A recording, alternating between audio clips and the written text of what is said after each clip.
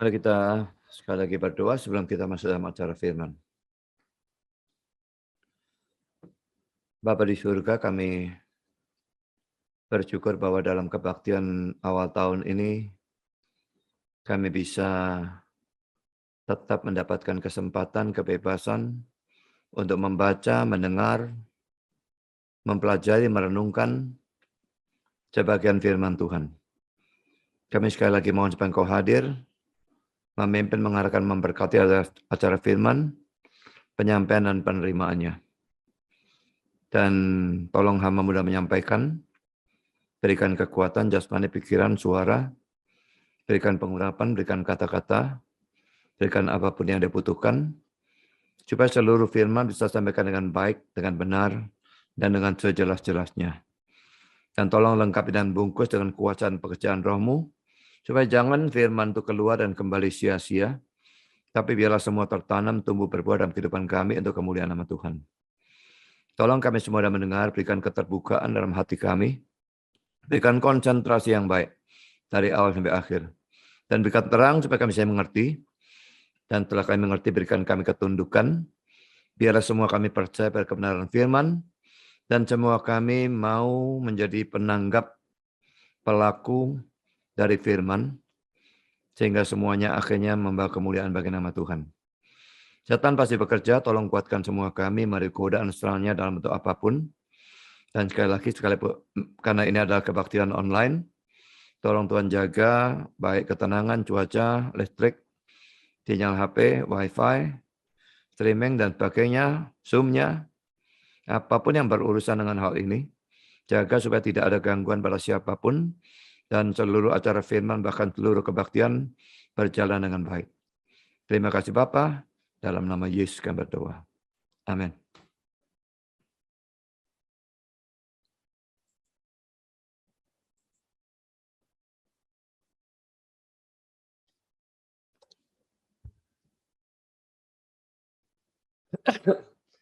Ini adalah session yang kedua dari eksposisi Matius 2, ayat 1 sampai dengan 12. Dan kalau yang lalu kita mempersoalkan saat dan tempatnya dari kelahiran Kristus yang memang tidak bisa diketahui dengan pasti. Dan yang penting adalah fakta bahwa Kristus sudah lahir. Juru selamat itu sudah datang. Sekarang saudara kita pada session yang kedua ini saya berikan tema orang-orang Majus. Mungkin temanya akan berlanjut pada session yang ketiga. Tapi sekarang kita membahas orang-orang Majusnya. Kita baca Matius 2 ayat 1 sampai dengan ayat 12.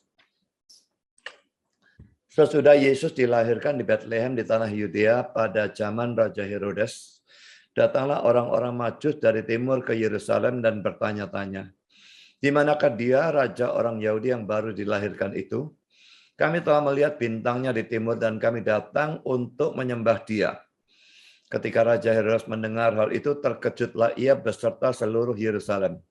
Maka dikumpulkannya semua imam kepala dan ahli Taurat bangsa Yahudi, lalu dimintanya keterangan dari mereka di mana Mesias akan dilahirkan. Mereka berkata kepadanya, di Bethlehem di tanah Yudea. Karena demikianlah ada tertulis di dalam kitab Nabi, dan engkau Bethlehem tanah Yehuda, engkau sekali-kali bukanlah yang terkecil di antara mereka yang memerintah Yehuda. Karena daripada mula akan bangkit seorang pemimpin yang akan mengembalakan umatku Israel. Lalu dengan diam-diam Herodes memanggil orang-orang Majus itu dan dengan teliti bertanya kepada mereka, bila mana bintang itu nampak. Kemudian ia menyuruh mereka ke Bethlehem, katanya, pergi dan selidikilah dengan seksama hal-hal mengenai anak itu, dan segera sesudah kamu menemukan dia, kabarkanlah kepadaku supaya aku pun datang menyembah dia. Setelah mendengar kata-kata raja itu, berangkatlah mereka, dan lihatlah bintang yang mereka lihat di timur itu mendahului mereka, hingga tiba dan berhenti di atas tempat di mana anak itu berada. Ketika mereka melihat bintang itu, sangat bersukacitalah mereka. Maka masuklah mereka ke dalam rumah itu, dan melihat anak itu bersama Maria ibunya, lalu sujud menyembah dia. Mereka pun membuka tempat harta bendanya dan mempersembahkan persembahan kepadanya, yaitu emas, kemenyan, dan mur. Dan karena diperingatkan dalam mimpi, supaya jangan kembali kepada Herodes, maka pulanglah mereka ke negerinya melalui jalan lain. Jadi ini hal yang kedua yang akan kita bahas ya. Orang-orang Majus. Pertama poin A. Berapa jumlah mereka?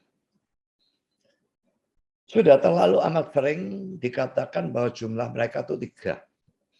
Tapi saudara perlu tahu ya, bahwa jumlah mereka itu 3. Itu hanyalah tradisi yang berasal dari Katolik. Ini dikatakan oleh Calvin maupun Matthew Henry. Dan Calvin dan Matthew Henry juga mengatakan bahwa ada sumber atau tradisi lain yang mengatakan bahwa jumlah mereka itu bukan 3 tetapi 14. Tetapi Calvin mengatakan bahwa ini kemungkinannya sama kecilnya seperti bilangan 3 tadi. Jadi yang benar apa? Yang benar adalah kita tidak tahu berapa jumlah mereka dan tidak perlu mencari tahu karena Alkitab memang tidak memberitahu kita hal itu. Di mana ada bilangan 3? Di mana ada bilangan 14? Tidak ada sama sekali.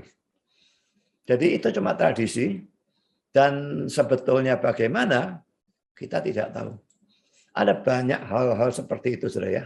Misalnya bentuk salib Kristus. Itu bentuk yang seperti kita kenal seperti tanda plus, cuma vertikalnya lebih panjang dari horizontalnya. Itu belum pasti bentuknya seperti itu ya. Karena salib itu bahasa Yunani stauros sebetulnya berarti tiang tegak.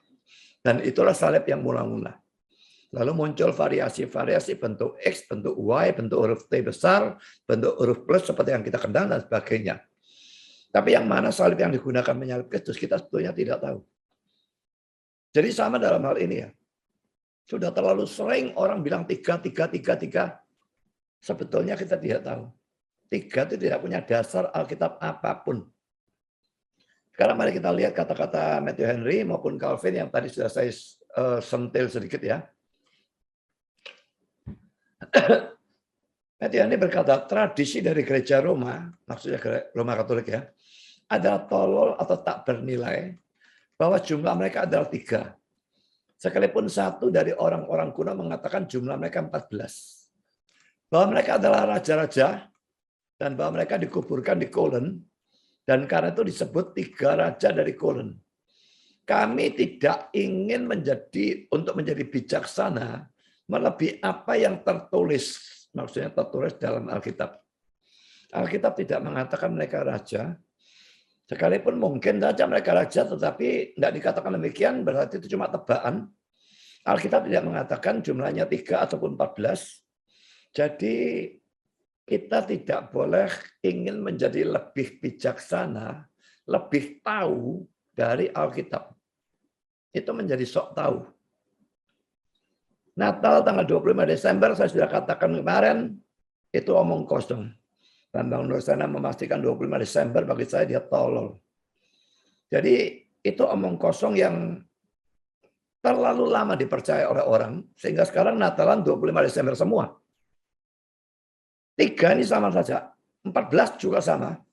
Kalau mari kita lihat kata-kata Calvin, para pengikut Paus, jadi maksudnya orang Katolik tentu saja, telah dibimbing ke dalam kesalahan yang kekanak-kanaan dengan menganggap bahwa mereka jumlahnya 3. Karena Matius berkata bahwa mereka membawa emas, kemenyan, dan mur, ayat 11. Jadi rupa-rupanya tebaan 3 itu didasarkan pada persembahan mereka yang 3 macam.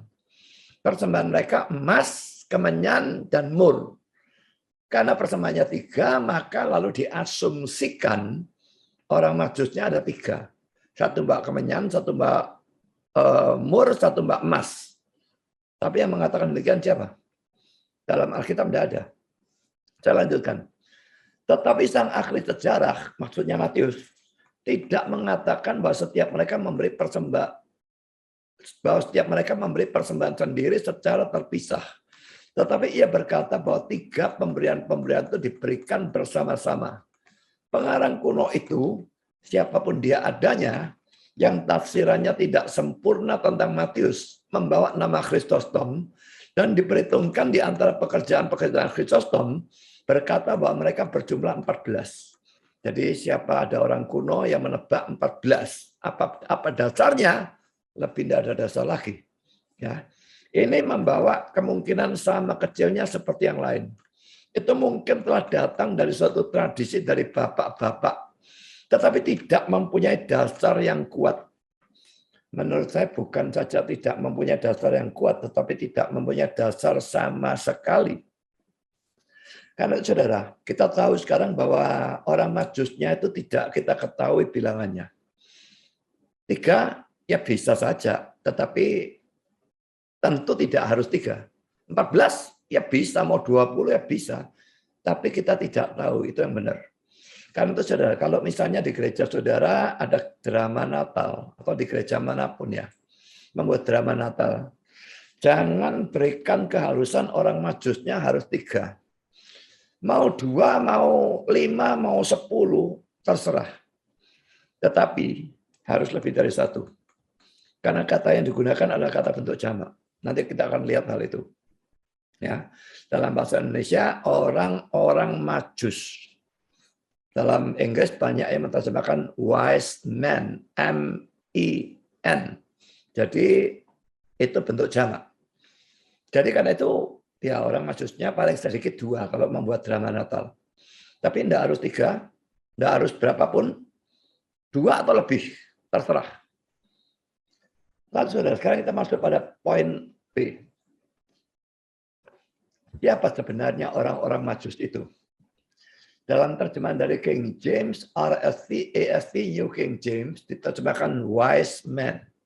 Men itu bentuk jamak ya. Orang-orang bijaksana. Lalu NIV dan NASB juga menerjemahkan beda ya. Magi. Magi itu bentuk jamak juga. Orang-orang Majus. Mari kita lihat ya. Ini Matius 2 ayat 1. Ini menerjemahkan Magi. NASB-nya. Ya. Ini New King James, wise men. Kita lihat ini ada YLT, ini saya tidak tahu. Dia kata ini dibaca bagaimana, saya tidak ngerti. Ditulis mages, saya tidak ngerti kenapa. Tapi itu bukan urusan kita lihat Yunaninya saja ya. Magoi. Magoi kita lihat dalam kotak itu, plural, itu yang saya tekankan. Ya, jadi kalau lihat sebelah sini, ini ya, kanan atas, plural. Yang saya tekankan hanya itu, plural dari kata magos. Jadi magos itu singularnya atau bentuk tunggalnya, plural bentuk jamaknya magoi. Ya, jadi yang jelas ini adalah jamak. Dan karena itu lebih dari 1, 2 atau lebih. Ya, sekarang ini yang saya berikan ya. Kata Yunani magoi merupakan bentuk jamak dari kata Yunani magos. Dari mana didapatkan kata bahasa Inggris magician? Magician itu bisa diartikan tukang sulap, bisa juga diartikan tukang sihir. Dan dari mana kita juga mendapatkan kata Indonesia majus? Ya bukan kata Indonesia sebetulnya, kata apa yang ya Yunani yang di Indonesia kan atau apa? Ya, lalu kata majus itu didapatkan dari situ ya. Magoi, magos, magician kalau bahasa Inggris, majus kalau Indonesia. Nah, siapakah mereka ini? Apakah mereka itu ahli perbintangan, ahli ilmu horoskop, tukang sihir, raja, ahli filsafat, dan sebagainya? Dan dari mana tepatnya mereka berasal? Lagi-lagi sama seperti tempat dan saat kelahiran Kristus. Tidak pasti. Yang pasti hanyalah bahwa mereka berasal dari timur. Maksudnya dari timur, dari Kanaan. Ya, Kanaan itu kalau kita lihat di dalam peta, merah begini, sebelah baratnya itu laut, saudara. Jadi dari timur, dari sebelah sana, saya tidak tahu sebelah timur sejauh apa, itu tidak diberitahu. Yang pasti mereka itu dari timur, dan yang pasti mereka itu jamak, yang pasti mereka itu orang non-Yahudi, tetapi siapa mereka atau keahlian mereka atau pekerjaan atau jabatan. Apakah mereka ahli perbintangan atau ahli ilmu horoskop atau tukang sihir atau raja atau ahli filsafat. Kita tidak bisa tahu dengan pasti. Saya akan memberikan beberapa penafsiran untuk menunjukkan hal itu, bahwa para penafsir betul-betul punya pandangan simpang siur tentang hal itu, yang menunjukkan bahwa semua ini hanya dugaan belaka. Calvin mengatakan demikian. Tetapi penemuan yang paling menggelikan dari para pengikut Paus, orang Katolik ya, tentang pokok ini adalah bahwa orang-orang itu adalah raja-raja. Karena mereka menemukan dalam teks yang lain suatu ramalan bahwa raja-raja dari Tarsis dan dari pulau-pulau dan dari Seba akan mempersembahkan pemberian-pemberian kepada Tuhan, Mazmur 72 ayat 10. Lalu Calvin mengatakan pekerja-pekerja yang benar-benar pandai berkhayal, yang menafsir di atas tadi itu ya, yang untuk menghadirkan orang-orang ini dalam suatu bentuk yang baru, telah mulai dengan membalikkan dunia ini dari satu sisi ke sisi yang lain. Karena mereka telah mengubah selatan dan barat menjadi timur. Jadi rupa-rupanya Tarsis dan Seba itu satu di selatan, satu di barat. Kok orang maksudnya dari timur kok jadinya mereka tuh mengubah selatan dan barat menjadi timur. Lalu dia melanjutkan, tak diragukan, mereka telah dibuat menjadi bodoh oleh suatu penghakiman yang benar dari Allah. Sehingga semua bisa mentertawakan ketidaktahuan atau kebodohan yang begitu besar dari mereka, yang tidak ragu-ragu mencampur atau memalsukan, dan mengubah kebenaran Allah menjadi suatu dusta. Roma 1 ayat 25. Mari kita melihat ayat-ayat yang digunakan sebagai referensi ya. Ini ayat yang dipakai oleh orang-orang bodoh itu. Mazmur 72 ayat 10. Kiranya raja-raja dari Tarsis dan pulau-pulau membawa persembahan-persembahan. Kiranya raja-raja dari Sheba dan Seba menyampaikan upeti. Ya, semua itu selatan dan barat. Jadi tidak ada kemungkinan diubah menjadi timur, jadi ditafsirkan seperti itu jelas sekali sama sekali tidak memungkinkan. Sekarang tentang memalsukan ini, Roma 1 ayat 25 kita lihat ayatnya. Sebab mereka menggantikan kebenaran Allah dengan dusta dan memuja dan menyembah makhluk dengan melupakan penciptanya yang harus dipuji selama-lamanya. Saudara, semua orang-orang sesat melakukan ini ya. Menggantikan kebenaran Allah dengan dusta. Jadi saudara, sangat banyak dan orang-orangnya kelihatannya yakin sekali, pengikut-pengikutnya juga yakin sekali, padahal itu adalah kebenaran Allah yang digantikan dengan suatu dusta, menjadi suatu ajaran sesat. Saudara, sangat banyak ya. Dan penggantian-penggantian itu begitu parah, kayak jadi konyolnya luar biasa. Misalnya Yesus bilang dia akan datang kedua kali. Gereja Tuhan Yang Maha Kuasa itu mengatakan Yesus sudah bereinkarnasi dalam bentuk seorang perempuan Cina di China sekarang ini. Itu ajaran gereja Tuhan Yang Maha Kuasa.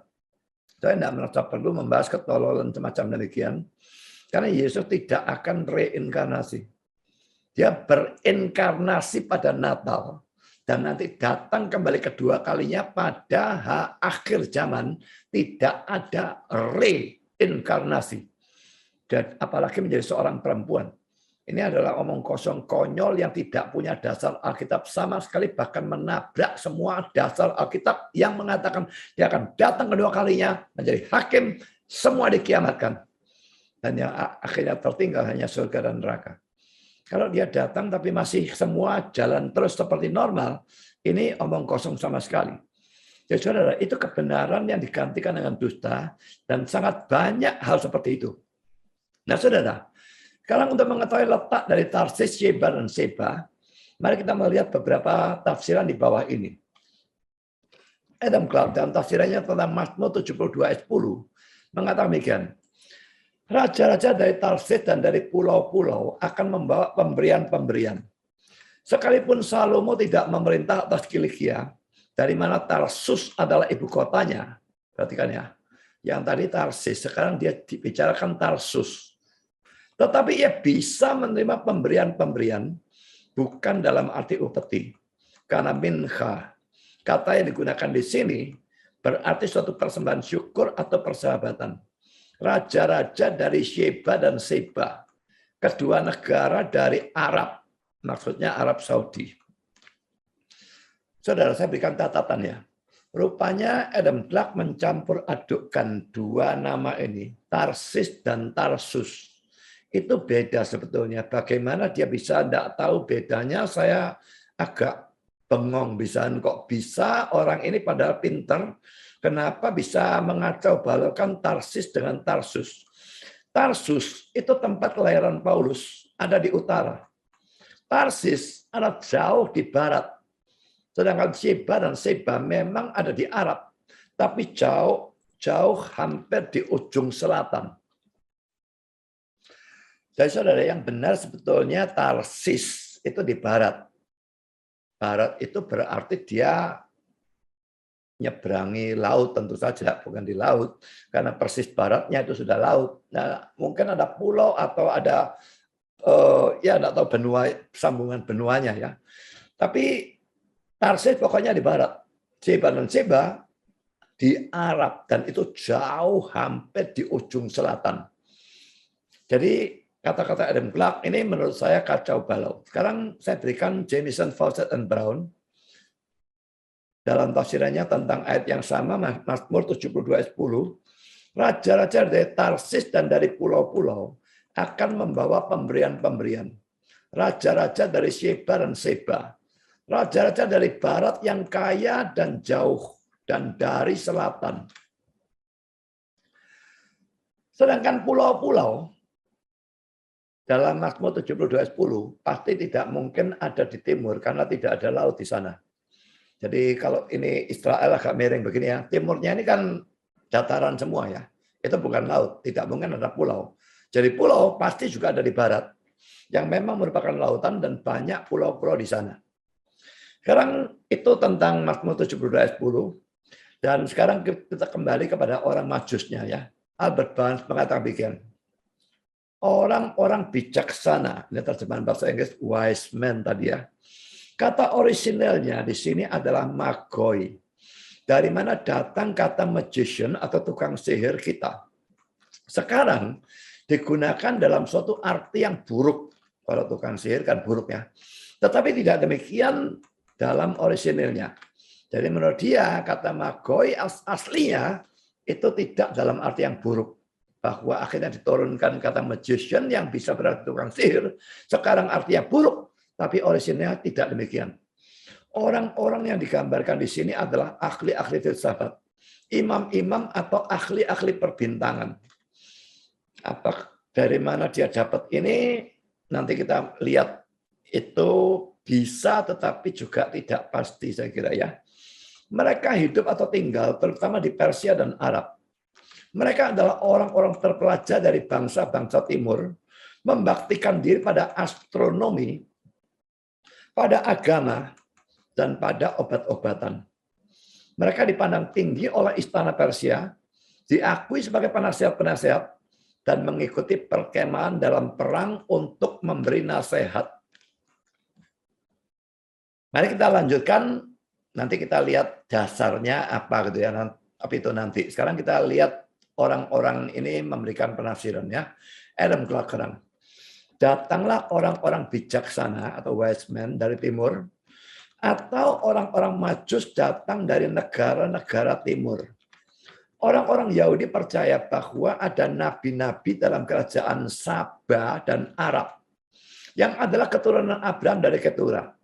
Dan bahwa mereka mengajar dalam nama Allah. Apa yang telah mereka terima dalam tradisi dari mulut Abraham. Ini kata dari seorang yang namanya Whit. Tidak tahu saja saya bacanya Whitby atau Whitby atau gimana ya. Bahwa banyak orang-orang Yahudi bercampur dengan orang-orang atau bangsa ini. Di sana hanya ada sedikit keraguan. Dan bahwa orang-orang Majus dari timur ini atau ahli-ahli meramal atau apapun mereka adanya, kata-kata ini jelas menunjukkan dia tidak yakin ya mereka itu apa ya, atau apapun mereka adanya. Saya lanjutkan. Bisa pertama-tama telah ada dari golongan itu. Di sana ada kemungkinan untuk percaya. Orang-orang ini mengetahui janji tentang Mesias. Sekarang mungkin seperti orang-orang Yahudi yang percaya yang lain sedang menunggu penghiburan Israel. Penterjemah Persia menerjemahkan kata Yunani magoi dengan Majosian, yang secara tepat berarti seorang penyembah api. Dan dari mana kita mendapat kata magician, tukang sihir, kita. Saya tidak tahu kata-kata Adam Clarke yang mengutip dari Whitby atau Whitby itu bisa dipercaya atau tidak. Tapi bagi saya, itu rasanya mustahil. Dan dari tafsiran Adam Clarke sendiri tentang Matius 25 ayat 1, Kejadian 25 ayat 1, itu menunjukkan Abram punya gondek yang namanya Hagar ya. Ia mengatakan bahwa banyak orang-orang Yahudi yang namanya Ketura ya. Banyak orang-orang Yahudi yang menganggap Hagar dan Ketura adalah satu orang yang sama. Itu pandangan Adam Clarke. Tentu saja ini juga merupakan pandangan yang sama sekali salah. Ketura itu muncul belakangan. Jadi tidak mungkin Hagar dan Ketura itu adalah orang yang sama dan satu. Jadi sebetulnya Abraham punya 3 istri. Yang pertama Sarah yang betul-betul istri, lalu Hagar itu gondek sebetulnya. Ketura didapatkan setelah Sarah mati saya kira. Jadi 3 orang. Sekarang saya berikan tafsiran dari Matthew Henry. Siapa dan apa orang-orang bijaksana ini? Mereka di sini disebut magoi, magicians atau tukang-tukang sihir. Sebagian menggunakannya atau memikirkannya dalam arti yang baik. Orang-orang Majus di antara orang-orang Persia adalah ahli-ahli filsafat mereka dan imam-imam mereka. Lihat ya. Beda dengan omongan penasihat yang tadi kan ya. Juga mereka tidak akan mengakui siapapun sebagai raja mereka yang tidak telah lebih dahulu terdaftar di antara orang-orang Majus. Orang-orang lain menganggap mereka berurusan dengan keahlian-keahlian yang tidak sah. Saya melihat dari pandangannya ada banyak ya. Jadi tidak ada kepastian. Lalu dia lanjutkan. Kata itu, kata magoi atau magus itu ya, digunakan tentang Simon tukang sihir. Kisah Rasul 8 ayat 9 dan 11. Dan tentang Elimas tukang sihir. Dalam Kisah Rasul 13 ayat 6. Dan kitab suci tidak menggunakannya dalam arti lain apapun. Nanti kita lihat 2 teks ini ya. Maka itu merupakan suatu kejadian atau contoh. Dan tanda atau petunjuk awal tentang kemenangan Kristus atas setan. Pada waktu mereka yang adalah orang-orang yang telah begitu berbakti kepadanya atau mengikutinya. Mengikuti setan ya. Menjadi pemuja-pemuja bahkan dari bayi Yesus. Begitu cepat piala-piala dari kemenangannya atas kuasa kegelapan didirikan. Jadi kalau memang orang-orang Majus itu tukang sihir, dalam arti buruk, ya main kuasa gelap, okultisme, dan mereka datang kepada Kristus, percaya kepada Kristus, maka bisa dikatakan tidak lama setelah Kristus lahir, sudah ada kemenangan yang begitu hebat terhadap setan. Anak buah setan bukan hanya anak setan, tetapi anak buah setan yang rankingnya tinggi karena tukang sihir. Dipertobatkan, percaya kepada Kristus, datang dan menyembah bayi Kristus. Sayangnya ini tidak pasti. Kalau pasti sesuatu yang sangat indah. Saya teruskan. Ya, jenis orang-orang bijaksana apapun mereka sebelumnya, sekarang mereka betul-betul mulai menjadi orang-orang bijaksana pada waktu mereka memutuskan untuk menyelidiki atau meminta keterangan tentang Kristus. Kata-kata ini, jenis orang-orang bijaksana apapun mereka sebelumnya, jelas menunjukkan bahwa Adam Clarke juga tidak punya, ini Adam Clarke ya, Matthew Henry ya, tidak punya keyakinan orang-orang itu apa dulunya. Ya. Tapi mereka orang bijaksana bagaimanapun dulu, Sekarang mereka betul-betul mulai menjadi orang-orang bijaksana pada waktu mereka memutuskan untuk menyelidiki atau meminta keterangan tentang Kristus. Saudara, orang bijaksana yang tidak mencari Kristus itu adalah orang bebal, orang tolol, orang goblok habis-habisan. Jangan percaya ada orang bijaksana, jangan percaya ada orang pintar atau apapun, kalau dia bukan orang yang mencari Kristus atau sudah percaya kepada Kristus, baru memungkinkan. Ya, mencari atau sudah percaya dan betul-betul mati-matian hidup untuk Tuhan, baru itu bijaksana, baru itu yang sungguh-sungguh pintar di hadapan Tuhan. Yang tidak seperti itu harus dikategorikan sebagai goblok, bebal, dan tidak bijaksana. Sekarang mari kita lihat teks-teks yang tadi tentang tukang sihir ya. Kisah 13 ayat 6 sampai dengan ayat 8. Mereka mengelilingi seluruh pulau itu sampai ke Pafos. Mereka ini Paulus ya dengan kawan-kawan. Di situ mereka bertemu dengan seorang Yahudi bernama Bar Yesus. Bar Yesus sebetulnya anak dari Yesus sebetulnya ya. Dia seorang tukang sihir dan nabi palsu. Tukang sihir, perhatikan nanti kita lihat ya. Ia adalah kawan gubernur pulau itu, Sergius Paulus, yang adalah orang cerdas.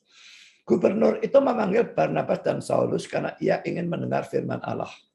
Tetapi Elimas, demikianlah namanya dalam bahasa Yunani, tukang sihir itu menghalang-halangi mereka dan berusaha membelokkan gubernur itu dari imannya. Saudara, Bar Yesus itu son of Jesus, anak Yesus ya. Tentu bukan Yesusnya kita yang dimaksudkan. Yesus Yosua itu nama yang umum sebetulnya.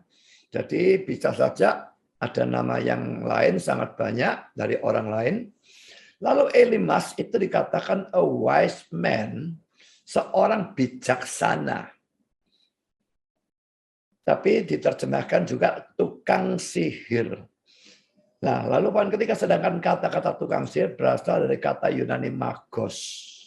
Karena ini bentuk tunggal ya. Kalau tadi magoi bentuk jamak, ini bentuk tunggal, magos. Dari mana kita mendapatkan kata majus? Mari kita lihat ya, kisah 13 ayat 6, lalu nanti ayat yang ke-8 ya. Kisah 13.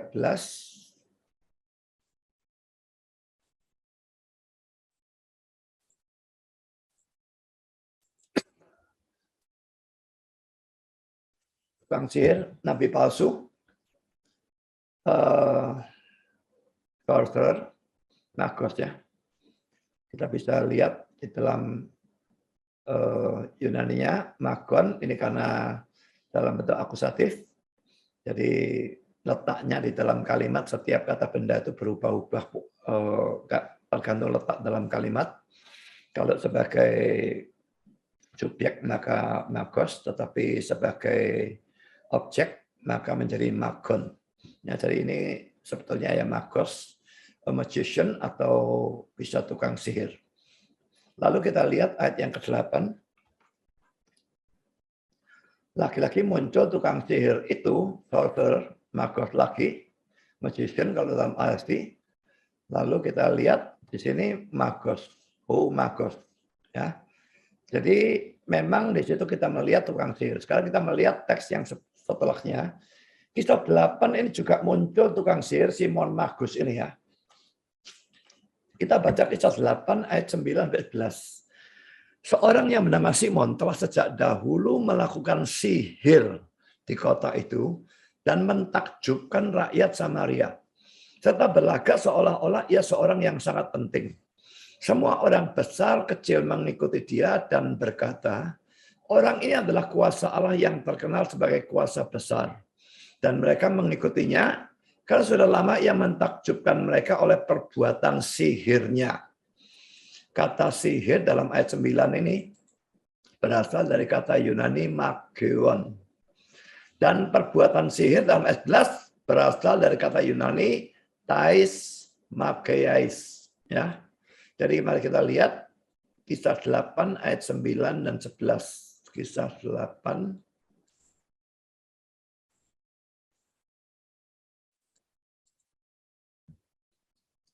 melakukan sihir, sorcery, Nagio.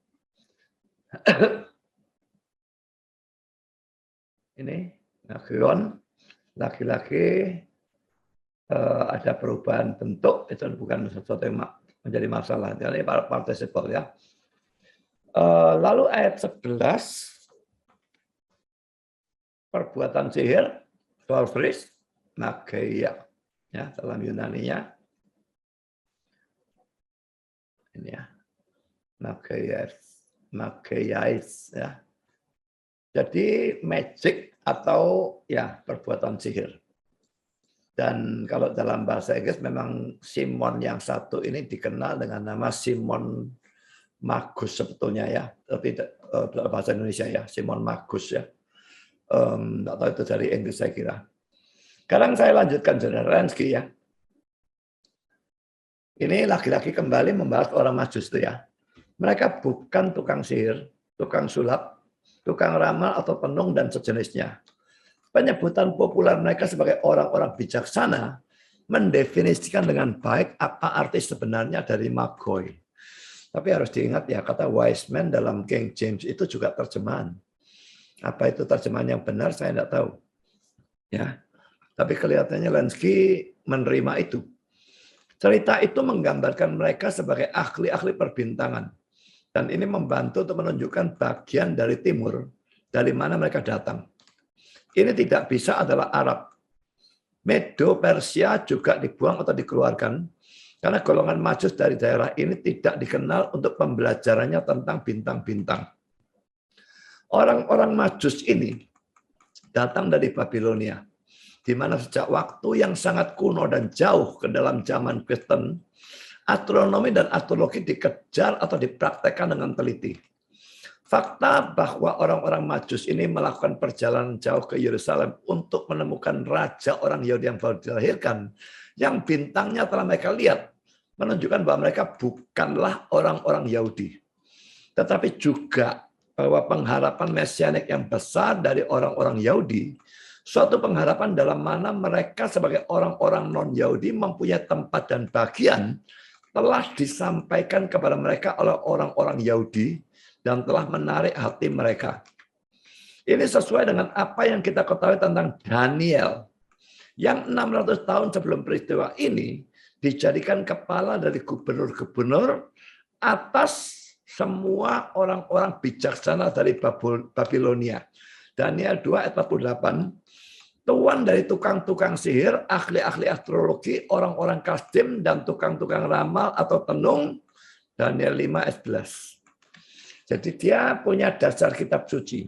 Cuma ya apakah pasti rasanya mau memastikan juga tidak. Tapi setidaknya ini ada dasar-dasarnya ya. Mari kita lihat Daniel 2 ayat 48 ya. Ini cerita tentang Daniel. Lalu raja memuliakan Daniel. Dianugerahinya lah dengan banyak pemberian yang besar. Dan dibuatnya dia menjadi penguasa atas seluruh wilayah Babel. Dan perhatikan ini. Menjadi kepala semua orang bijaksana di Babel. Orang bijaksana. Dalam terjemahan King James, all the wise men of Babylon. Ya, all the wise men, RSV dan NSB, NIV, all its wise men. Jadi semua menerjemahkan orang-orang bijaksana. Ya, ini memang bentuk tunggal kelihatannya, tapi adanya kata semua menunjukkan mestinya ya itu bentuk jamak juga. Ya, sekarang Daniel 5 ayat 11. Sebab dalam kerajaan Tuanku ada seorang yang penuh dengan roh para dewa yang kudus. Ini kata-kata orang kafir pasti ya. Dalam zaman ayah Tuanku ada terdapat pada orang itu kecerahan, akal budi dan hikmat yang seperti hikmat para dewa. Ia telah diangkat oleh Raja Nebukadnezar ayah Tuanku menjadi kepala orang-orang berilmu, para ahli jampi, para kasdim, dan para ahli nujum. Nah, bagian yang saya garis bawah itu dalam terjemahan King James, tuan dari tukang-tukang sihir, ahli-ahli astrologi, orang-orang kasdim atau orang-orang bijaksana, dan tukang-tukang ramal atau tukang tenung. Dalam terjemahan NIV, kepala dari tukang-tukang sihir, tukang-tukang santet, orang-orang kasdim atau orang-orang bijaksana, dan ahli-ahli astrologi. Dalam terjemahan NIV, kepala dari tukang-tukang sihir, tukang-tukang santet, ahli-ahli astrologi, dan tukang-tukang ramal. Dalam terjemahan dari NASB, kepala dari tukang-tukang sihir, tukang-tukang sulap atau dukun, orang-orang kasdim atau orang-orang bijaksana, dan tukang-tukang ramal. Saudara, Bible Works mengatakan bahwa kata Chaldean itu bisa diartikan penduduk dari kasdim, berarti orang-orang kasdim. Tetapi juga bisa diartikan those persons considered the wisest in the land. Orang-orang yang dianggap paling bijaksana di negara itu. Karena itu saya di sini menerjemahkan kata Chaldean itu dengan kata atau orang-orang kasdim atau orang-orang bijaksana. Karena kalau menurut Bible Works, terjemahannya memang bisa dua macam ini. Nah, kan saudara, hal yang sangat jelas dari orang-orang Majus ini hanyalah bahwa mereka adalah orang-orang non-Yahudi. Tadi kita tahu bahwa mereka itu jamak, berarti dua atau lebih. Lalu berasal dari timur. Nah, berasal dari timur, mereka tidak tahu apa-apa tentang firman Tuhan. Mereka harus tanya kepada Raja Herodes. Herodes juga tidak tahu, tanya kepada ahli Taurat dan imam-imam. Jadi jelas bahwa mereka bukan orang-orang Yahudi. Ini pasti. Jadi itu hal yang kita bisa pastikan tentang mereka. Lalu, dari persembahan yang mereka berikan, hampir bisa dipastikan juga mereka orang yang cukup kaya. Karena kalau tidak akan memberikan emas, kemenyan, dan mur. Semua barang yang mahal, khususnya emas. Dan saudara, ada kontras yang luar biasa antara orang-orang Majus ini dengan para gembala yang datang kepada bayi Yesus lebih dulu dari para orang Majus. Datang dalam Lukas 2 ayat 1. Kontrasnya apa? Kontrasnya orang-orang ini orang-orang Yahudi dan mereka tuh miskin. Sedangkan orang-orang Majus ini orang-orang kaya dan mereka adalah orang-orang non-Yahudi. Satu hal yang saya ingin saudara tahu ya, dua kelompok ini tidak datang berbarengan ya. Yang satu diceritakan oleh Injil Lukas 2 ayat 1, gembala di padang yang mendapatkan berita dari malaikat, lalu mereka cari dan mereka menemukan bayi Yesus dalam sebuah palungan. Itu mereka adalah orang-orang kelompok yang pertama datang. Orang Majus ini tidak datang pada saat yang sama. Karena pada waktu orang Majus itu datang, Yesus sudah ada di dalam sebuah rumah. Bukan lagi dalam kandang atau dalam palungan atau tempat hewan atau apapun, sudah pindah tempat. Jadi ada perbedaan mungkin beberapa hari atau beberapa minggu atau beberapa bulan, saya tidak tahu. Tetapi yang jelas, tidak pernah mereka ini ketemu. Jadi kalau orang mengadakan drama Natal, lalu gembala-gembala, Yusuf, Maria, Yesus, binatang-binatang, gembruduk semua, dan orang-orang Majus juga semua di dalam kandang, itu salah, saudara. Tidak pernah ketemu dua kelompok ini. Jadi kalau membuat drama Natal, mesti dipisahkan. Ini gembala datang, lalu pindahkan bayi Yesusnya, sudah gendong keluar dari kandang, rumahnya siapa saya tidak tahu, baru orang-orang Majus datang. Tapi sekarang kembali kepada kontras ini. Orang-orang Majus itu adalah orang-orang non-Yahudi dan mereka kaya. Sedangkan gembala itu bukan cuma orang miskin ya, tapi biasanya orang rendahan begitu ya. Dan mereka ini orang Yahudi. Dua kelompok yang kontras. Dua-dua datang kepada bayi Yesus. Dan dua-dua percaya kepada Kristus. Saudara, orang dari golongan apapun, bangsa apapun, yang datang kepada Kristus, pasti diterima oleh Tuhan. Saya tidak mau tahu saudara itu laki atau perempuan. Saya tidak mau tahu saudara itu dari bangsa apa. Atau Jawa, atau Tionghoa, atau Madura, atau Aceh, atau Arab, atau Eropa, atau Amerika, Australia, apapun, saya tidak peduli.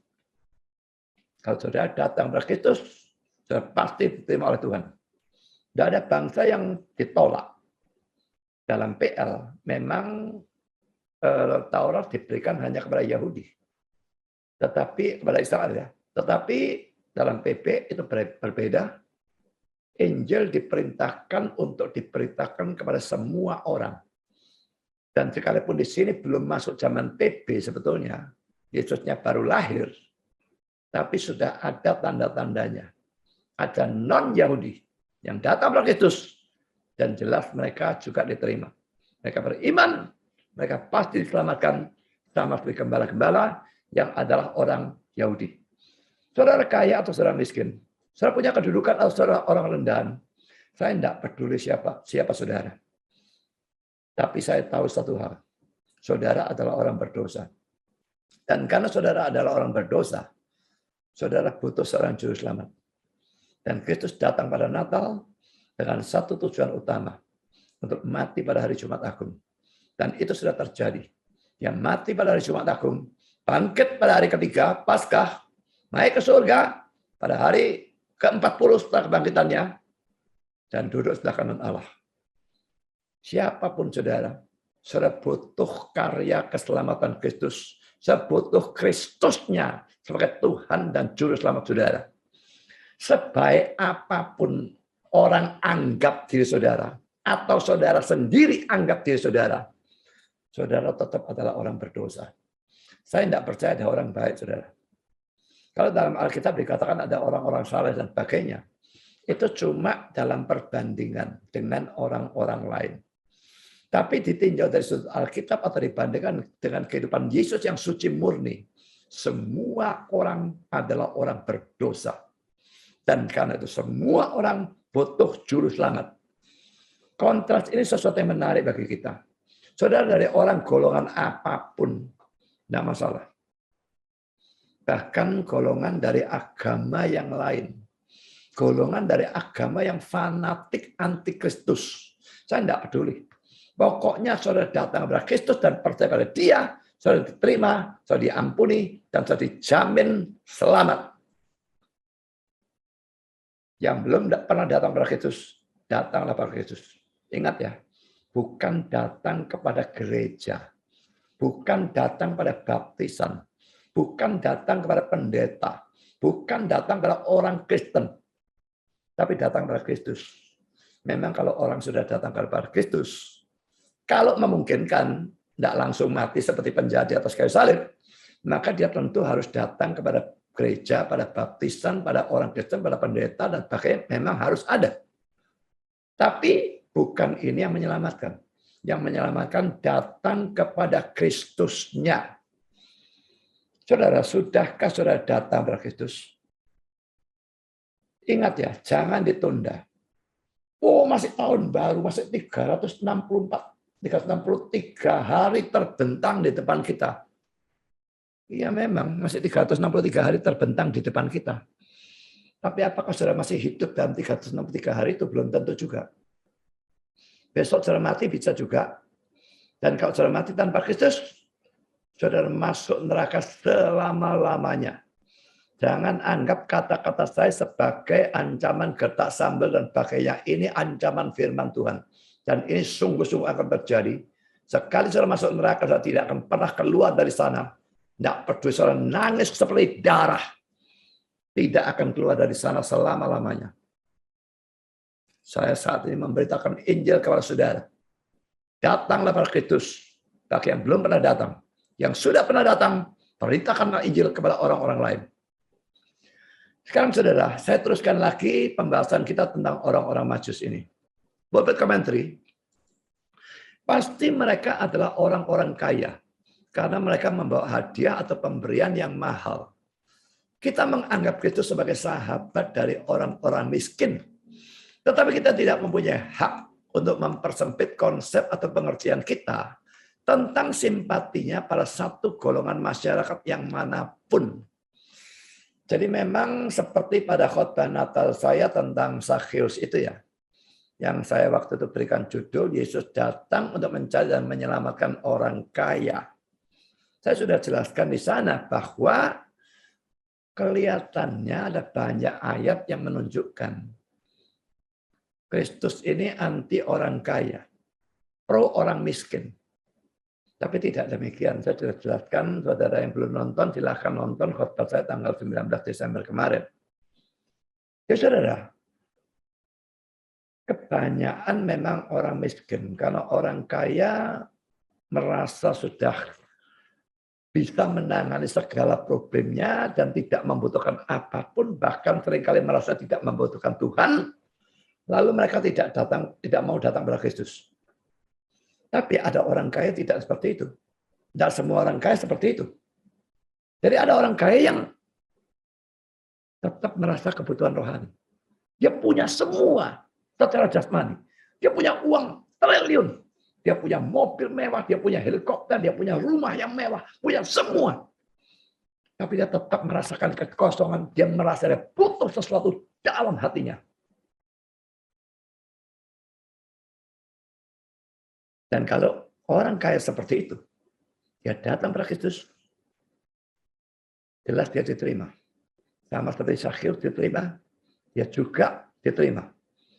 Jadi saudara, memang Yesus sahabat orang-orang miskin, orang-orang rendah, orang-orang berdosa.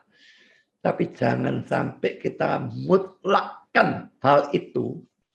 Seakan-akan dia cuma punya simpati, belas kasihan kepada satu golongan tertentu, sedang yang lain semua mutlak dibuang. Jangan sampai punya pikiran seperti itu. Tidak peduli orang-orang jahat, residivis, pembunuh, pemperkosa, penjual narkoba, atau apapun. Atau orang-orang agama lain, nabi palsu yang fanatik, yang anti-Kristen, saya tidak peduli. Kalau suatu saat, entah bagaimana, Tuhan memberikan kasih karunia, mereka bertobat, mereka datang kepada Kristus, mereka bisa diselamatkan. Kalau menganggap diri saudara sangat berdosa, dia memang datang untuk orang berdosa. Datanglah pada dia. Yang cilaka adalah justru kalau saudara menganggap diri saudara orang baik. Maka saudara merasa diri saudara tidak butuh juru selamat. Saudara akan masuk surga dengan kebaikan saudara yang seperti kain kotor itu. Maka celakalah saudara. Seperti kata saya tadi, tidak ada orang baik dalam dunia ini. Semua orang berdosa, semua butuh Kristus. Saya lanjutkan kata-kata dari Bible Commentary. Ia secara setara adalah sahabat dari orang-orang kaya. Pada waktu orang-orang kaya itu menerima persahabatannya, contohnya Zakheus.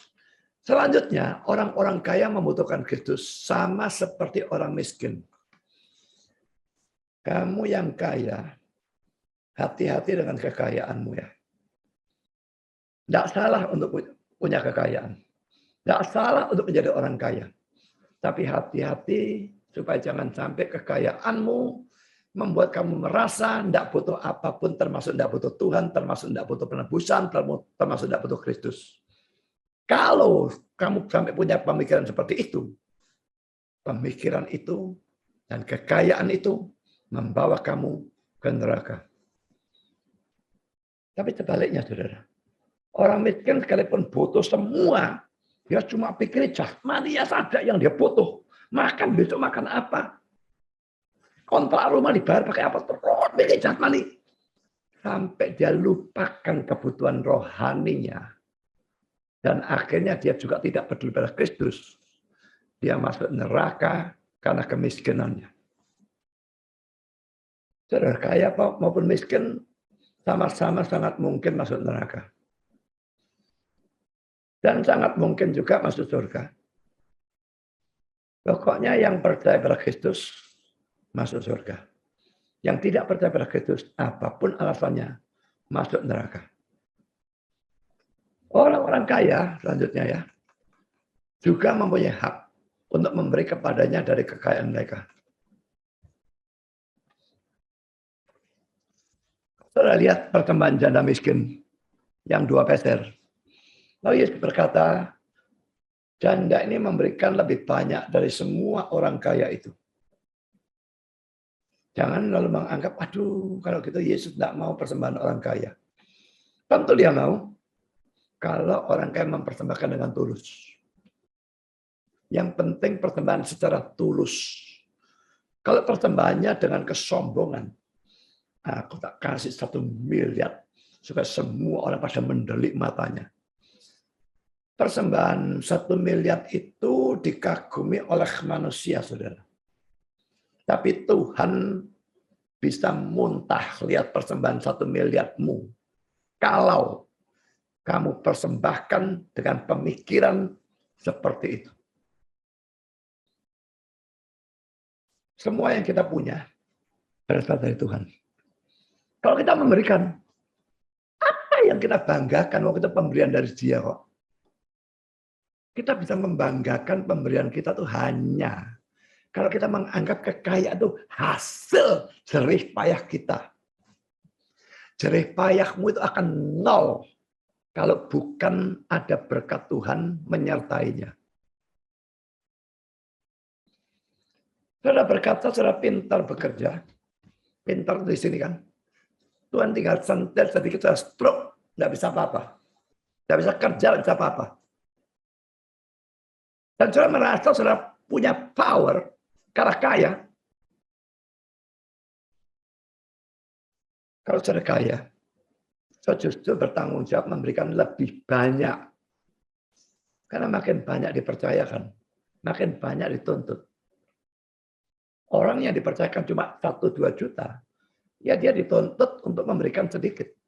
Tapi orang yang diberikan 1-2 miliar, dia dituntut memberi lebih banyak. Orang yang diberikan 1 triliun, dia dituntut memberikan lebih banyak lagi. Jadi, kalau saudara memberi lebih banyak dari orang lain, jangan bangga atau apapun. Pertama-tama itu pemberian Tuhan kok. Kedua, pemberian saudara banyak atau sedikit dinilai dari kekayaan saudara. Ini berapa persen? Janda miskin itu berikan 2%, tapi itu semua 100% yang dia punya. Maka dia memberikan lebih banyak dari semua orang kaya itu.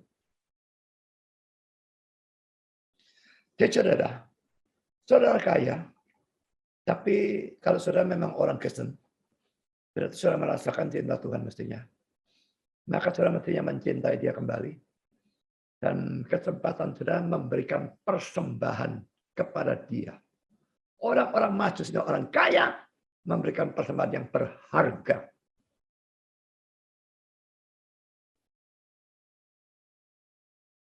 Sekarang kita lihat, lanjutkan Matthew Henry. Mereka adalah orang-orang non-Yahudi. Dan tidak termasuk dalam persekutuan Israel. Orang-orang Yahudi tidak mempedulikan Kristus. Tetapi orang-orang non-Yahudi ini menanyakannya. Tentu bukan semua orang Yahudi tidak mempedulikan Kristus ya. Gembala-gembala tadi kan Yahudi. Ada yang peduli. Tapi mayoritas Yahudi sampai sekarang tidak peduli Kristus. Tapi orang-orang non-Yahudi ini, orang Majus ini menanyakan dan peduli. Dan pada waktu mereka menanyakan, tanya pada Herodes, tanya pada orang salah. Tapi Herodes tanya pada imam-imam dan ahli-ahli Taurat. Dan mereka tahu Bethlehem. Tapi orang Majus pergi ke sana, imam-imam dan ahli Taurat maupun Herodes tidak ada satu yang mengikuti. Banyak orang tahu, tetapi tidak peduli. Mereka diberitahu dan mereka peduli. Orang-orang Yahudi tidak peduli Kristus, tapi orang-orang non-Yahudi ini menanyakannya. Sekarang perhatikan kata-kata Matthew Henry. Perhatikan, banyak kali mereka yang terdekat atau kelihatannya dekat, ya, dengan cara atau jalannya adalah yang terjauh dari tujuannya. Ini sesuatu yang sangat-sangat penting dan memang fakta, saudara ya. Banyak kali mereka yang terdekat, jadi mereka itu sudah ada di gereja, bahkan mereka ada di gereja yang Injili, yang Alkitabiah. Jadi mereka ini terdekat dengan cara atau jalannya. Tapi justru akhirnya menjadi yang terjauh dari tujuannya.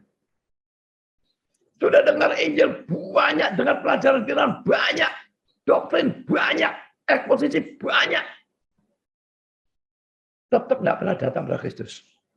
Itu sangat memungkinkan. Yudas itu salah satu contoh yang luar biasa jelas kan. Kurang dekat apa dia dengan Yesus?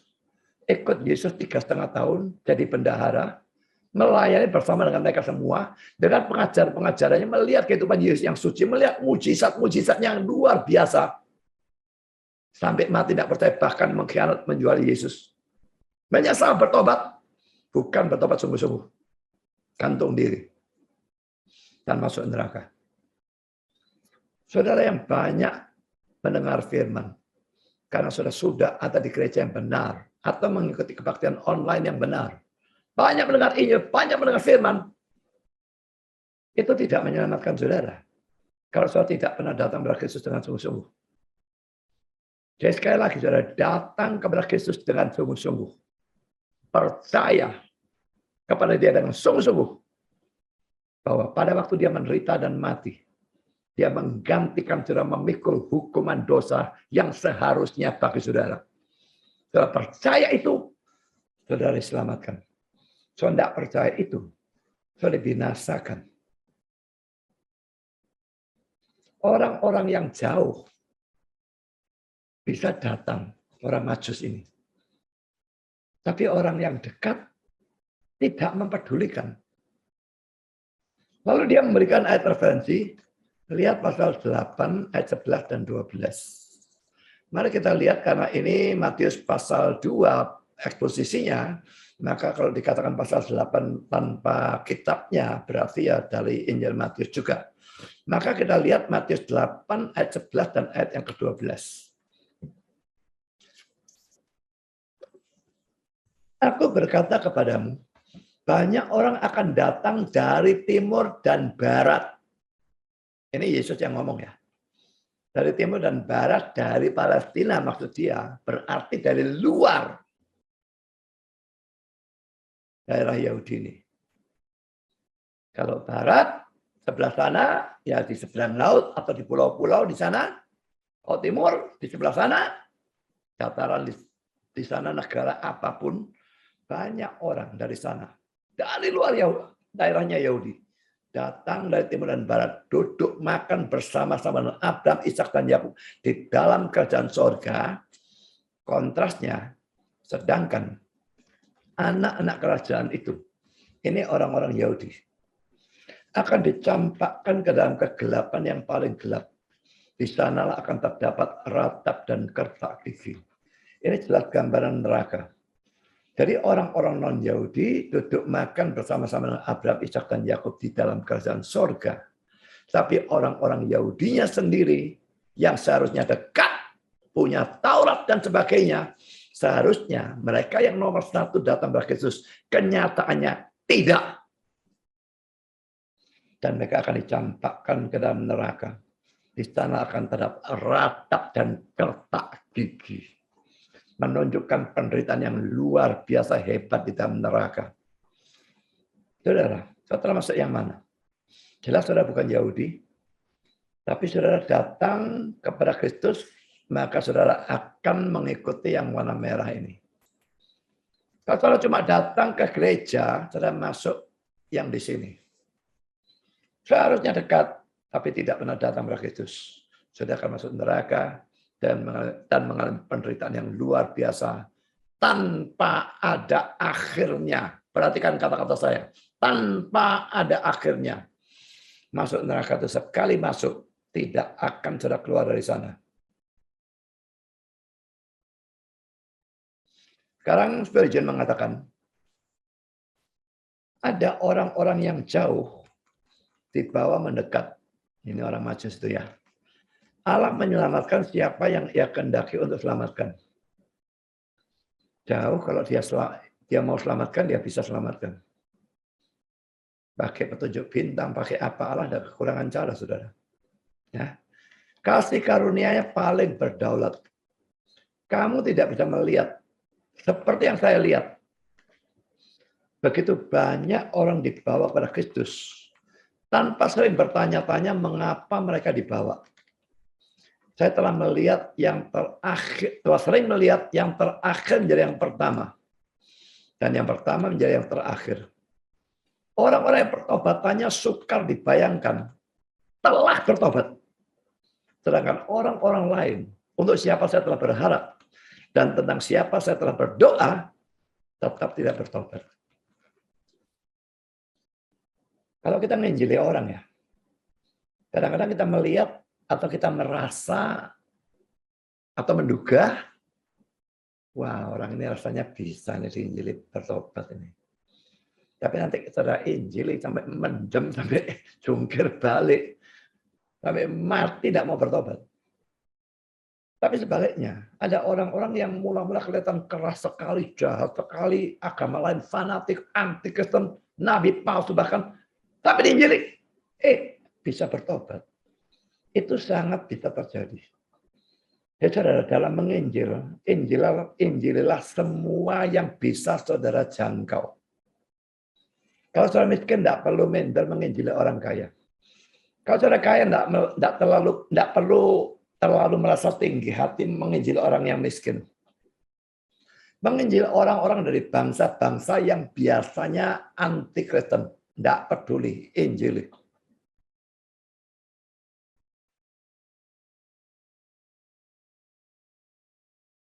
Kita sudah melihat orang-orang yang kelihatannya jauh bisa mendekat. Yang kelihatan dekat malah menjauh. Yang pertama menjadi yang terakhir menjadi yang pertama. Itu sering terjadi. Saya lanjutkan kata-kata Spurgeon. Adalah sangat menyenangkan. Dan juga sangat ajaib atau luar biasa. Untuk memperhatikan cara atau jalan yang aneh. Dalam mana Allah dari kasih karunia gunakan untuk membawa orang-orang ini kepada kaki Yesus. Allah ini maha kuasa, saudaranya. Seandainya dia mempertobatkan Firaun pada zaman Musa, itu dia bisa mempertobatkan. Dan sekali Firaun bukan orang pilihan, maka dia tidak mempertobatkan. Sebetulnya apa yang dilakukan dengan 10 tulah itu, mestinya sudah mempertobatkan. Tapi pertobatan tidak tergantung hal seperti itu. Kalau Tuhan tidak melahirbarukan Firaun, Firaun tidak akan pernah bertobat. Paulus sebaliknya, luar biasa jahatnya. Tapi saudara, Tuhan lakukan mujizat, menampakkan diri dalam satu penglihatan. Yesus sendiri menampakkan diri. Saulnya ambruk, jadi buta. Apakah itu pasti mempertobatkan? Tidak. Seandainya bukan karena kelahiran baru yang Tuhan kerjakan. Tapi yang saya tunjukkan adalah Tuhan itu maha kuasanya membuat dia bisa mempertobatkan siapapun orang pilihannya yang kelihatannya dari sudut pandang kita tidak mungkin bertobat. Paulus kelihatannya tidak mungkin bertobat. Penjahat yang disalib bersama Kristus kelihatannya tidak mungkin bertobat. Dia melihat ini juru selamat. Juru selamat model seperti ini, dia sama-sama sekar bersama dengan aku. Tapi dia bisa percaya Kristus. Ajaib, saudara. Orang susah jauh-jauhnya. Tuhan bisa pimpin dengan bintang plus firman Tuhan dan sebagainya. Sampai kepada bayi Kristus. Tuhan tidak pernah kekurangan cara. Tapi ingat ya, jangan itu saudara gunakan sebagai alasan. Oh, Tuhan punya banyak cara, jadi aku enggak usah nginjil. Loh, saudara nginjil termasuk salah satu cara yang dia gunakan, saudara. Jadi harus memberitakan Injil. Pernahkah mendatangi rumah orang khusus memang untuk nginjil? Saksi Yehova itu kerjanya seperti itu, saudara. Dan kita merasa aneh kalau kita datang ke rumah orang khusus memberitakan Injil. Kenapa tidak mau? Selalu mencari kesempatan memberitakan Injil. Memang kalau setiap pembicaraan kita arahkan pada Injil, ya orang tidak mau koncoan sama kita juga. Tapi kadang-kadang ada saat di mana kita melihat ini bisa arahkan. Tidak usah maksa kalau dia tidak mau. Kalau dia tidak mau, ya sudah. Begitu dia rasanya ogah atau menghina, apalagi ngejek, ya sudah berhenti. Tapi setidaknya berusaha, coba memberitakan Injil. Sekarang kita lihat dua ayat ini ya. Matius 19 ayat 30, jadi Spurgeon memang tidak memberikan ayatnya ya, tetapi memberikan kata-katanya, dan saya berikan ayatnya. Ada dalam dua ayat ini setidaknya, Matius 19 ayat 30, tetapi banyak orang yang terdahulu akan menjadi yang terakhir, dan yang terakhir akan menjadi yang terdahulu. Lalu Matius 20 ayat 16, demikianlah orang yang terakhir akan menjadi yang terdahulu, dan yang terdahulu akan menjadi yang terakhir. Saudara, dalam keluarga saudara, siapa yang menjadi Kristen duluan? Siapa yang menjadi Kristen terakhir atau masih belum menjadi Kristen? Jangan pikir yang terdahulu menjadi Kristen, yang terdahulu tidak bisa disalib oleh yang terkemudian. Sangat bisa yang paling belakang nyalip itu bisa.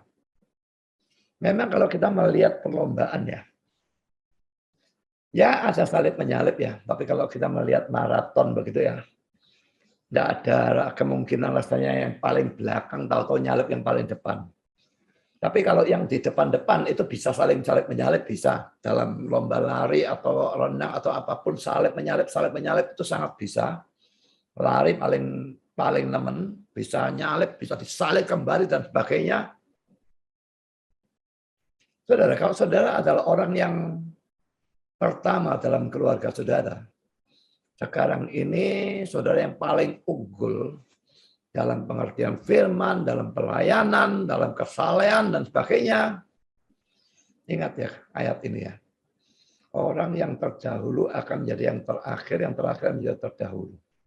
Sangat bisa yang jauh di belakang saudara nyalip saudara. Kalau saudara tidak berjerih payah mati-matian.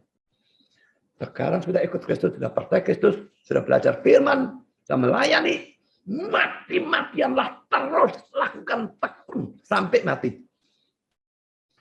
Ini bukan kepingin jadi seperti orang balapan, tetapi seharusnya kasih Kristus kepada saudara menimbulkan kasih saudara kepada Kristus yang membuat saudara mati-matian itu. Bukan kepingin menang-menangan, bukan itu. Tapi ancamannya memang ada. Kalau saudara terdahulu tapi saudara santai-santai, yang di belakang itu nanti nyalip saudara-saudara jadi yang paling belakang. Masih untung kalau masuk surga. Bisa-bisa kanfit lalu sama sekali tidak masuk surga. Dan saudara yang baru masuk jadi Kristen, baru mulai mendengar Injil dan sebagainya, jangan merasa kecil hati. Berjuang mati-matian. Saudara bisa nyalip yang di depan saudara. Bahkan kalau itu kakak rohani atau bapak rohani atau pendeta atau siapapun, saudara bisa nyalip. Tapi semua harus berjuang mati-matian. Saudara, tahun yang baru terbentang di depan kita. Ini adalah minggu yang pertama. Masih ada 51 minggu lagi. Dan masih ada tahun lagi sampai kita mati dan bertemu Tuhan muka dengan muka. Maukah saudara berjuang mati-matian? Dalam tahun yang lalu, apakah saudara berjuang mati-matian? Kalau tidak, dan itu saudara pertahankan, kemungkinan sangat besar saudara akan disalib saudara menjadi yang terakhir. Kalau saudara sudah mati-matian dalam tahun yang lalu, teruskan dalam tahun yang baru ini dan tahun-tahun yang kemudian. Mati-matian berjuang semaksimal mungkin.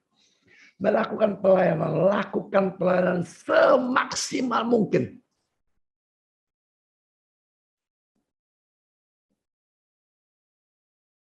Tidak peduli pelayanan apa.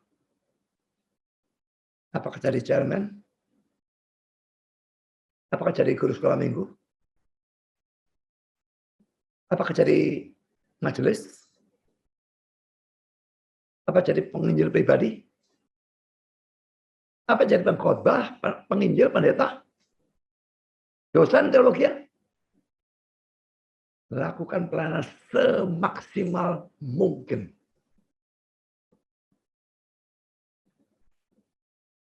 Ada dosen-dosen saya yang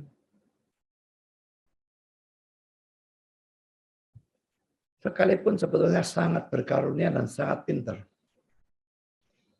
Tapi pada waktu dia mengajar saya, ada pelajaran-pelajaran yang tidak terlalu ada artinya. Karena apa? Dia sibuk tulis buku. Sampai mengabaikan pelayanannya mengajar sebagai dosen teologi kepada mahasiswa teologi. Jadi kaya memang. Dari buku yang dia tulis dijual. Tapi saudara, saya percaya di hadapan Tuhan. Dia dapat nilai rendah sekali kalau ada. Sebaliknya dosen yang lain. Tidak nulis buku atau tidak banyak nulis buku. Tapi dalam mengajar, betul-betul mati-matian mencurahkan segala tenaga pikirannya, mati-matian memberikan yang terbaik untuk para mahasiswa teologianya. Saya saja menghargai mereka lebih dari dosen yang satunya. Lebih-lebih lagi Tuhan yang tahu semua. Saudara, kalau melayani, jangan sembarangan. Jangan utamakan uang. Jangan lihat orang ini saya layani mati-matian, orang itu santai-santai saja. Saudara, kita semua melayani Tuhan, bukan orang.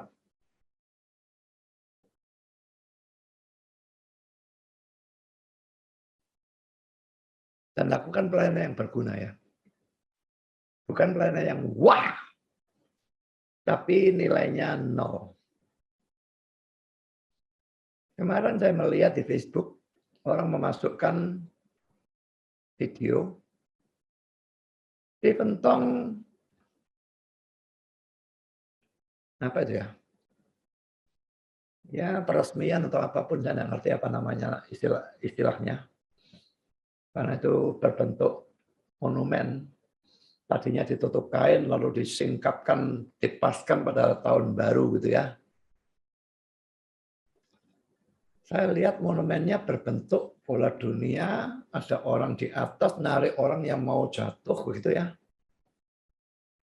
Cuma saya pikir-pikir ya pemikiran saya pertama, berapa biaya dari monumen itu? Saya cukup tahu Stephen Tong tidak mungkin dia pakai bahan murahan. Saya kok hampir yakin itu puluhan atau lebih mungkin lagi ratusan juta.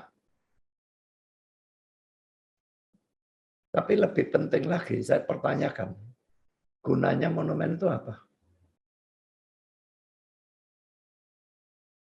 Saya betul-betul tidak habis pikir apa gunanya monumen seperti itu.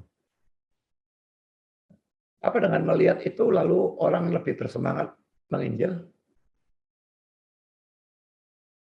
Kok rasa saya 1-2 hari mungkin, tapi setelah itu monumen tinggal monumen.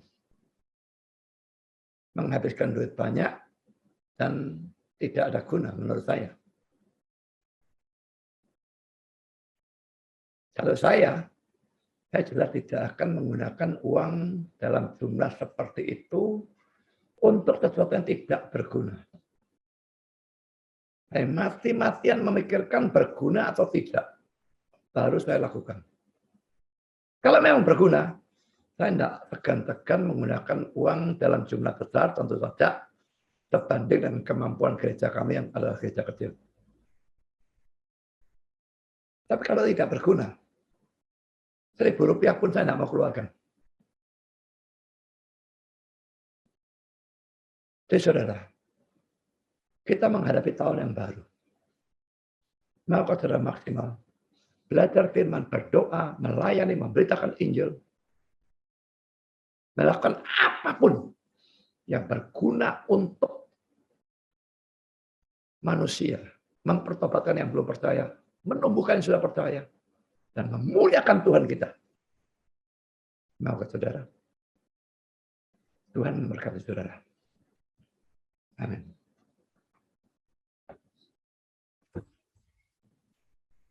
Mari kita berdoa.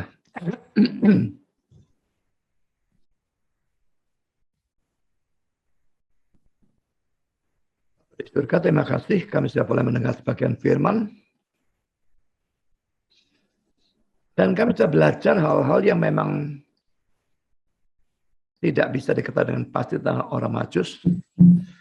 Tapi kami juga mempelajari hal-hal yang pasti diketahui tentang orang Majus. Kami melihat bahwa engkau menerima Yahudi maupun non-Yahudi. Kaya maupun miskin yang datang pada engkau. Bila orang-orang yang sudah mendengar khotbah ini, sudah mendengar Injil yang hamba memberitakan, menyadari bahwa siapapun mereka, mereka butuh Kristus sebagai juru selamat. Dan dorong mereka untuk datang. Bagi mereka yang ragu-ragu apakah mereka diterima atau tidak, ialah khotbah tadi meyakinkan mereka bahwa siapapun yang datang tidak mungkin akan ditolak. Kami yang kaya, biarlah kami menggunakan kekayaan untuk kemuliaan Kristus. Kami yang miskin, biarlah kami tidak minder dalam memberikan, karena Tuhan menghargai pemberian orang miskin. Dan biarlah kami diberikan hikmat dan kebijaksanaan melakukan hal-hal yang betul-betul berguna untuk Tuhan. Dan bukan hal-hal yang kelihatannya megah, tetapi sama sekali tidak ada artinya. Terima kasih Bapa. Di dalam tahun yang baru yang terbentang ini, kami semua membutuhkan Engkau. Dorong kami. Berjuang dalam kerohanian. Dalam belajar firman, dalam berdoa, dalam melayan, dalam bersekutu. Untuk kemuliaan Tuhan. Sampai kami bertemu dengan Engkau muka dengan muka. Terima kasih Bapak, dalam nama Yesus kami berdoa. Amin.